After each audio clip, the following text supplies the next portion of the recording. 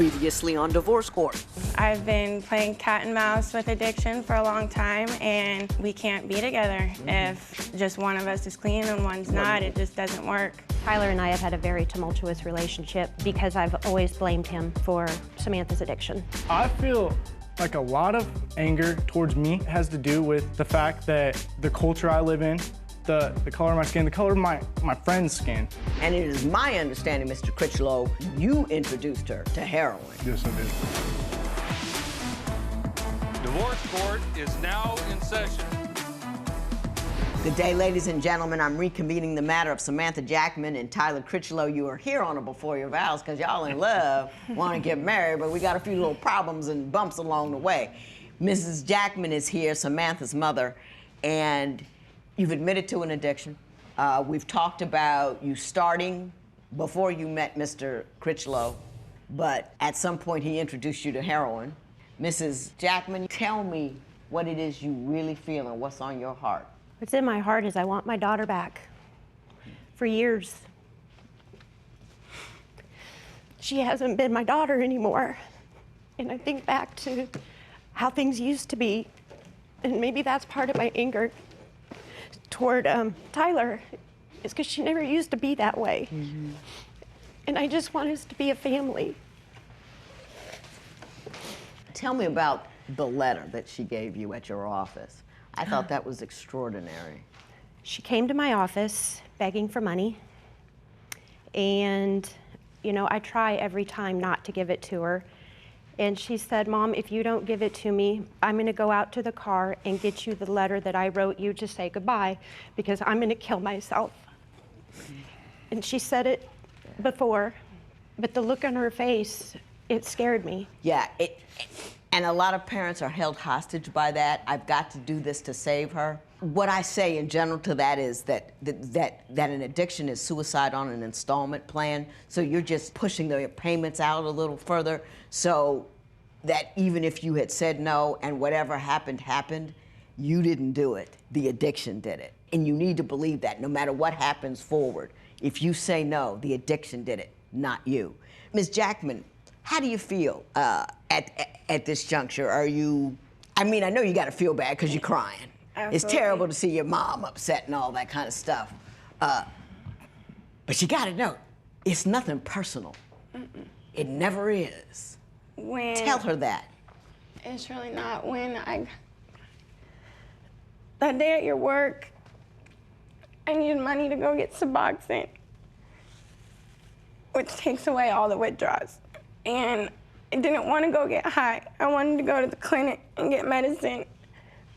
And I've cried wolf so many times, I've lied so many times that even when I say, like, I'm really doing this, like, I really am, they just laugh at me pretty much.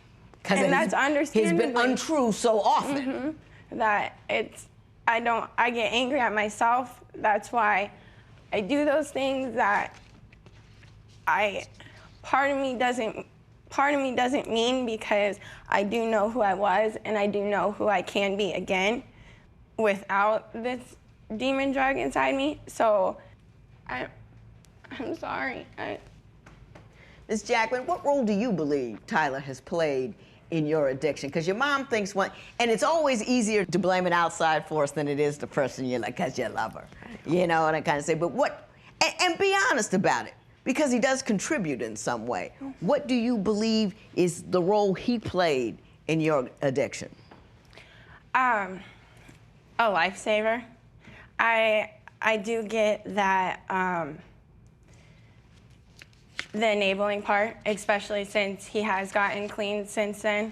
He has enabled me by giving me money, but he has saved my life more than one time. He's given me CPR till the ambulance got there. He's, like, at the beginning when I hadn't eaten for the 9 days and he didn't let me leave his side. He does understand that I like to use drugs to suppress my appetite. Mm-hmm. You know, when I use for a couple weeks, like, I see me lose 15 pounds. He's there to, I don't know the word. He allows you to maintain yourself while you're in your addiction. Correct. He allows you to continue to survive Yes. within the way you are right now, without Yeah. addressing it, without dealing with. He allows you to survive. Mr. Critchlow, what responsibility do you think you have in the context of her addiction?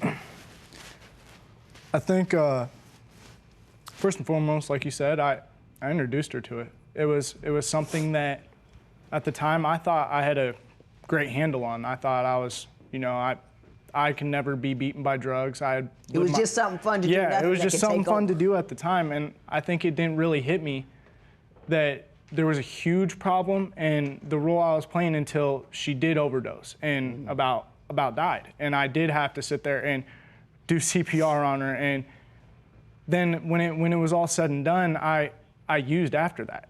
And it was terrifying to know that something could control me to the point to where I almost lost the woman I truly do believe is my soulmate and the love of my life. And when it was all said and done, I still let that drug take a hold. And that, I think, just my point of view is I don't feel as if I've done enough to show her the type of life that she can live. I feel like one thing I tell myself every day is I need to tell her she's beautiful. One thing is, because I know her eating disorder, I know the use, I just want her to be so happy. And I think that I lose sight of true happiness with intermediate happiness, with making sure she's not sick, making sure she has money for cigarettes. You make her okay in the right Yeah, now. yeah, And in the and- long term, the right now is going to kill her. Exactly. That's what happened. What do you think, Ms. Jackman? Do you think this is the forever man right here? The guy? Yes, I do. Let me ask you a question. Let's say he had a little mix-up, went to jail for 6 months. You find you another dude till he got out?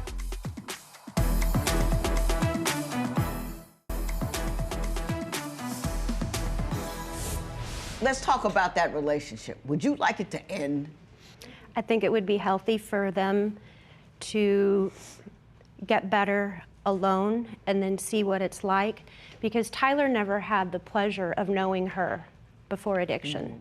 I went to high school with the judge. He has no idea what her life was like before. Her dance, her friends, So her what do family. you think her life looks like without him going forward? Do you think that's going to solve the problem? I pray. I don't know. I mean, she's been in treatment before and it didn't work. I do know how she feels about Tyler, and after all these years, Do you it's real. think he has any positive role he could play since he is now clean? If that is the case, and if it stays that way, then yes.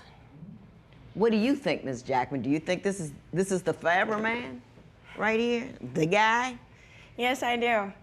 I understand where my mom is coming from. We've talked about it a lot. I understand completely.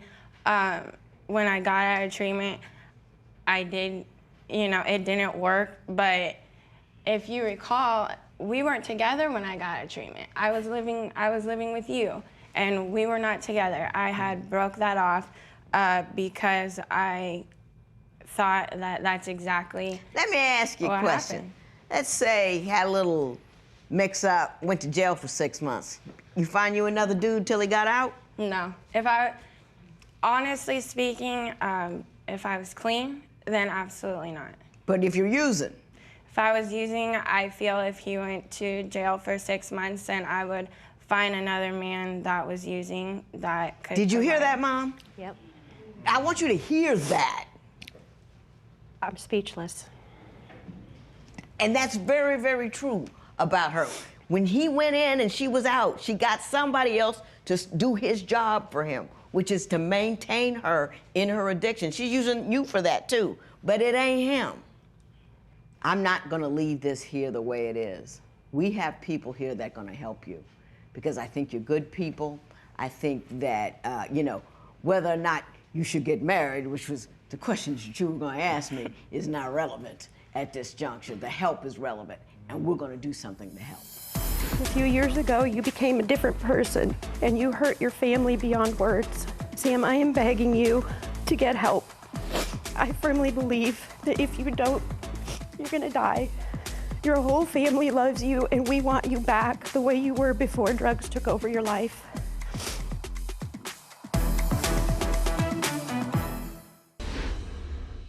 I want to thank you all for being so honest and so forthcoming in such a difficult situation. I want to thank you, Mrs. Jackman, because it's a hard road that you're on as well. I mean, you feel all the lumps and bumps with you. I hope it's opened your eyes a little bit about who's responsible for what and how this thing works out, because in order to be supportive of her, you have to be clear on who's doing what to whom and how. Okay, you with me? Yeah. Please have a seat. Now I would like to bring into this courtroom a man I have great respect for, Mr. Ken Seeley. He is an interventionist from the show Intervention. Ken, how are you? Good, how are you, Judge? Thank you so much for joining us today. Please, why don't you stand right over there? I know when I'm out of my depth, so Mr. Seeley, I want you to tell us a little bit about yourself and then take it away. All right, Judge. Well, as you see, there's a whole family that's having a horrible time. I mean, the addiction is running the whole family system rampant. And you were spot on so many things, what's going on, holding your hostage. But I think Mom should tell her how she really feels and how this addiction has been affecting her and the behaviors that you've had, how it's really hit her heart and where it's put her in this place. Do you mind sharing that? I wrote you a letter. Whew. Dear Samantha, I have so many things I want to tell you, but first and foremost is that I love you with all my heart. You have always been so kind and thoughtful, and a beautiful smile lights up the room. But then things changed. A few years ago, you became a different person. You seemed to stop caring about the people who love you the most. The drugs took over your life, and you hurt your family beyond words. Visiting you in jail broke my heart. Seeing you handcuffed in my living room was awful. But maybe the hardest is my loss of trust in you. I don't believe what you say to me, and all the money you have stolen has been a huge financial burden. Sam, I am begging you to get help. I firmly believe that if you don't, you're gonna die. Your whole family loves you, and we want you back the way you were before drugs took over your life. Please accept the help offered today so we can have our Samantha back. I love you. Now, we aren't done yet. In fact, we're just getting started. We have some other people we want to introduce you to as well, and to you, to see if we can get this thing on track.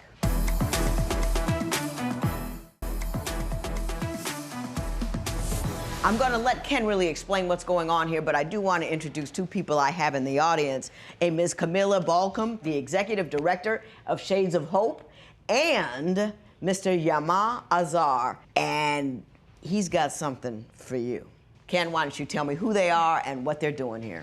Okay, so for Samantha, we have treatment lined up for you for 60 days, and Cam, who's the Executive Director, is ready to take you into treatment. She's sitting right back here. And she could explain to you more of what that's going to look like, because there's been a trauma that you haven't dealt with. But there's professionals that you could talk to about it and help you deal with that trauma so you don't need to turn to drugs or your eating disorder. So they'll be able to help you with both of those. Okay? Is that a yes? That's an absolute yes. Thank you Oh, so much. wonderful.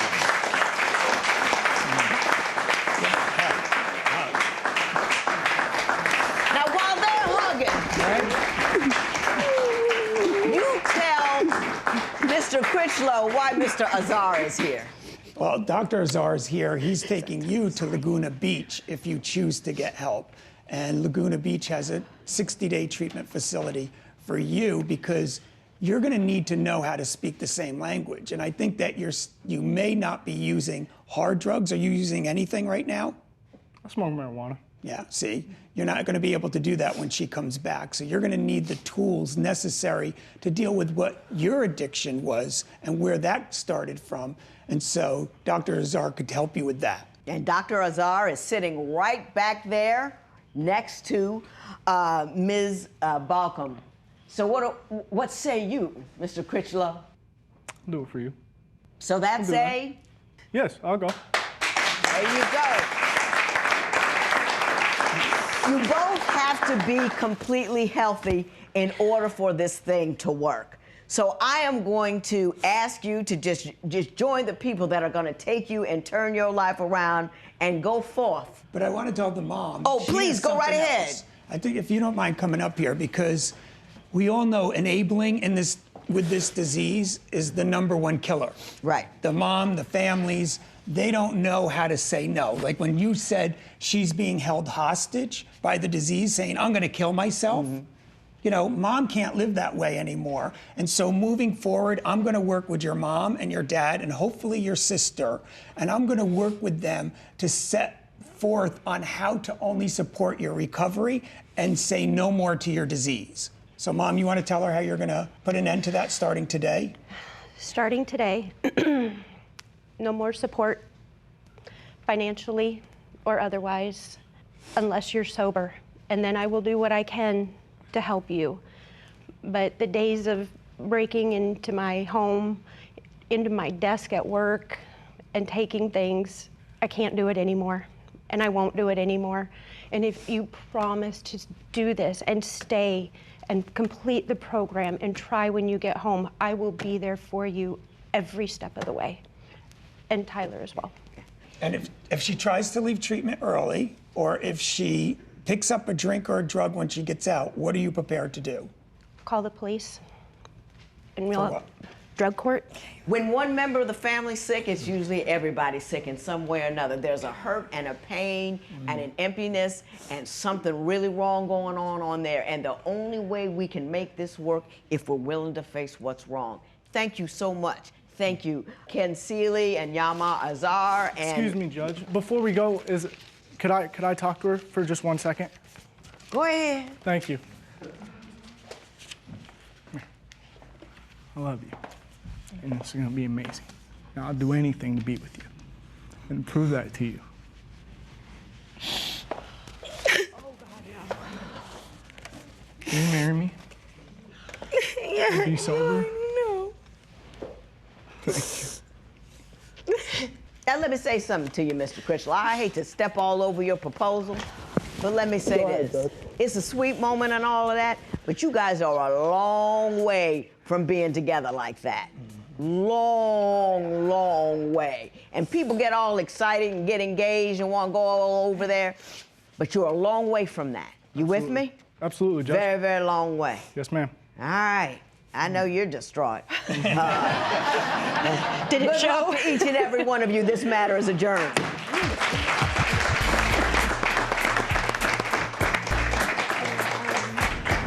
I wanted to bring you Samantha and Tyler's story because heroin addiction has become epidemic in this country. And when there is an addict in the family, that entire family is afflicted. So not only did Samantha need help, but Tyler needed help. And her mother needed help. That's why I brought so many people on board. We wish them luck, we will keep an eye on them, and we'll let you know how things go.